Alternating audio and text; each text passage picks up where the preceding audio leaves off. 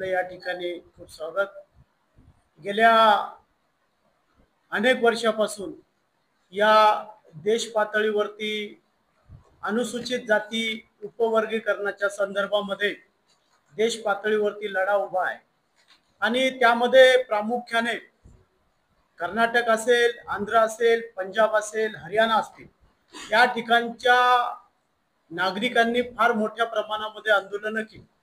त्यामध्ये प्रामुख्याने मंदाकृष्ण मादिगा यांनी प्रचंड असे आंदोलन करून या देश पातळीवरती डॉक्टर बाबासाहेब आंबेडकरांनी जे काही अनुसूचित जातीसाठी 13% आरक्षण दिलं, त्या आरक्षणामध्ये ज्या काही छोट्या छोट्या अविकसित जाती आहेत त्या जातींना सुद्धा आरक्षणाचा लाभ दिला गेला पाहिजे अशा पद्धतीची ही प्रामुख्याने मागणी होती। आणि त्या संदर्भामध्ये सर्वोच्च न्यायालयामध्ये याचिका टाकल्या गेल्या।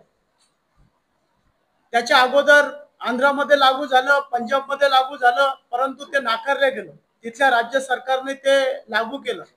तर त्या संदर्भात पूर्ण देश पातळीवरती एकाच वेळी सर्वांनी सर्वोच्च न्यायालयामध्ये याचिका दाखल केली आणि त्या 11 न्यायाधीशांच्या समितीखाली त्या ठिकाणी हा जो आरक्षण संदर्भातला निकाल आहे तो निकाल 1 ऑगस्ट 2024 रोजी दिल्ली येथे सर्वोच्च न्यायालयाने निकाल दिला की राज्य सरकारने त्यांच्या पातळीवरती त्या ठिकाणी असलेला जो काही अनुसूचित जातीतला समाज घटक आहे त्या समाज घटकांना आपल्या स्तरावरती आरक्षण अबकड पद्धतीने आपण लागू करावं। आणि त्याच अनुषंगाने आंध्रामध्ये लागू झालं, इतर राज्यही त्या ठिकाणी अग्रेसर आहे। परंतु महाराष्ट्र सरकारला आम्ही सर्व सकल मातंग समाजाच्या वतीनं गेल्या अनेक वर्षापासून आमचे नेते डॉक्टर बाबासाहेब गोखले साहेब यांनी आझाद मैदानावरती गेले सतत 8 वर्ष आंदोलन उपोषण केले। 1 वर्ष पूर्ण झालं तरी देखील राज्य सरकारने परत एकदा 6 महिन्याची मुदतवाढी दिली जी की अनावश्यक आहे। म्हणून राज्य सरकारने अनुसूचित जाती आरक्षण उपवर्गीकरणाचं तात्काळ अंमलबजावणी करावी आणि जी समितीला दिलेली मुदतवाढ आहे ही अनावश्यक असल्या कारणाने ती रद्द करावी। यासाठी अनुसूचित जाती आरक्षण उपवर्गीकरण कृती समिती छत्रपती संभाजीनगरच्या वतीने आज या ठिकाणी पत्रकार परिषदेचं आयोजन केलेलं आहे।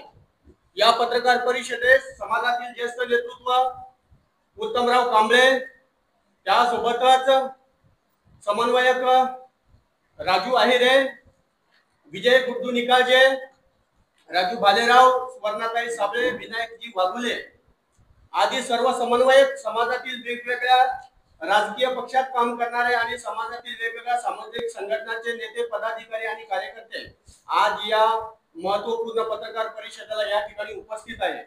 मी आमच्या या ठिकाणी या कृती समितीचे समन्वयक राजू आहिरे यांना मी विनंती करेल की आपण आपल्या या पत्रकार परिषदेची पुढील भूमिका या ठिकाणी नेमली होती। त्या समितीला काही कार्यकाळ दिला होता आणि त्या कार्यकाळामध्ये त्यांनी ते काम पूर्ण केलेलं आहे आणि म्हणून आम्ही त्याला काही विरोध करत नाहीये। याला आम्ही हा विचारतोय सरकारला की आपण देणार होतात पण मुदतवाढ कुठल्या कारणामुळे दिली?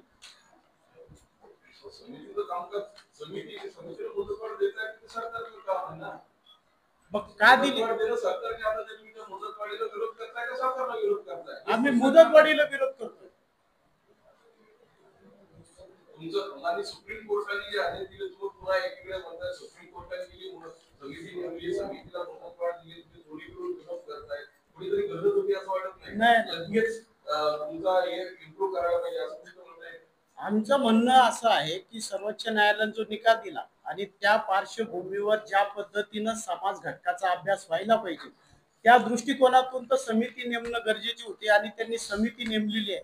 त्या समितीचा अहवाल हा त्या ठिकाणी आलेला आहे आणि म्हणून समिती नेमणं तर अत्यंत गरजेची होती। कारण महाराष्ट्रामधला जो समाज आहे कुठला समाज आहे, आता आमची मागणी आहे 8% द्यायला पाहिजे।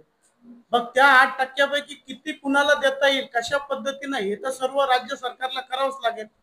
पण त्या पद्धतीनं बदल समिती आणि महाराष्ट्रामध्ये आम्ही या पद्धतीनं निर्णय घेणार आहोत, परंतु ते घेण्याच्या भूमिकेआधीच त्यांनी परत त्या बदल समितीला 6 महिन्याची मुदतवाढ दिली आम्हाला समाजामध्ये सगळीकडे संभ्रम निर्माण झाला की काय प्रकार आहे की ज्याच्यामुळं या समितीला मुदतवाढ देण्यात आली.